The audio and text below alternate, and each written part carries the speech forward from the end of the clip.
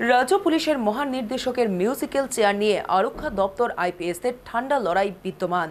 আগামী বছরই অবসরে যাচ্ছেন বর্তমান পুলিশ মহানির্দেশক অখিল কুমার শুক্লা। পরবর্তী ডিজিপি দৌড়ে বর্তমান ডিজিপি ক্রাইম ভিএস যাদব এগিয়ে থাকলেও পর্দার অন্তরালে চলছে অন্য খেলা।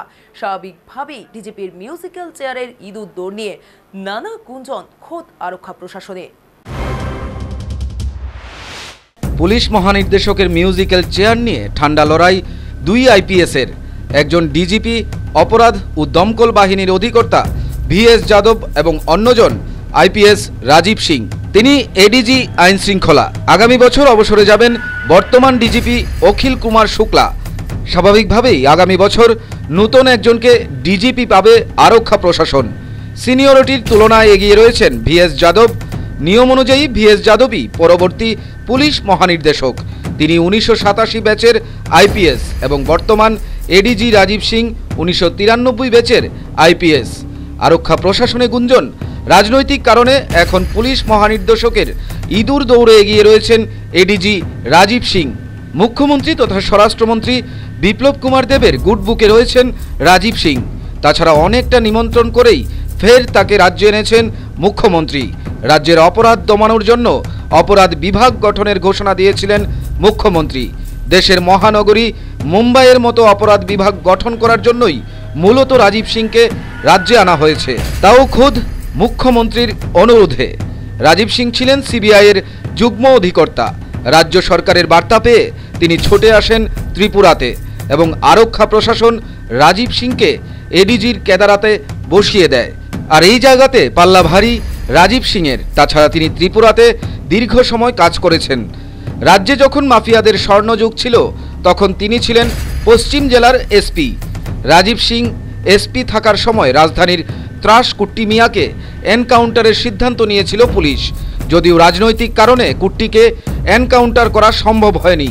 সম্ভবত এই কারণেই মুখ্যমন্ত্রী বিপ্লব কুমার দেব রাজীব সিংকে অপরাধ বিভাগ গঠনের জন্য রাজ্যে ফিরিয়ে আনার পরিকল্পনা নিয়েছিলেন।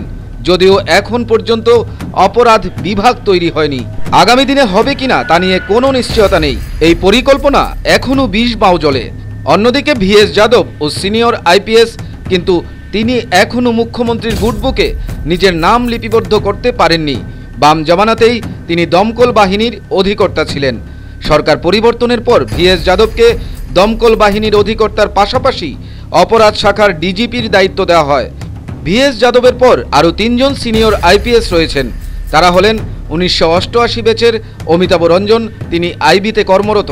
1990 ব্যাচের আইপিএস শ্যামসুন্দর চতুর্বেদী, তিনি এডিজি। অপরজন জয়দীপ নায়েক, তিনি আইজি হোমগার্ড, তিনি 1991 ব্যাচের আইপিএস। অভিযোগ, সিনিয়র অফিসার থাকা সত্ত্বেও প্রশাসন জুনিয়র অফিসারকে অধিক গুরুত্ব দিচ্ছে।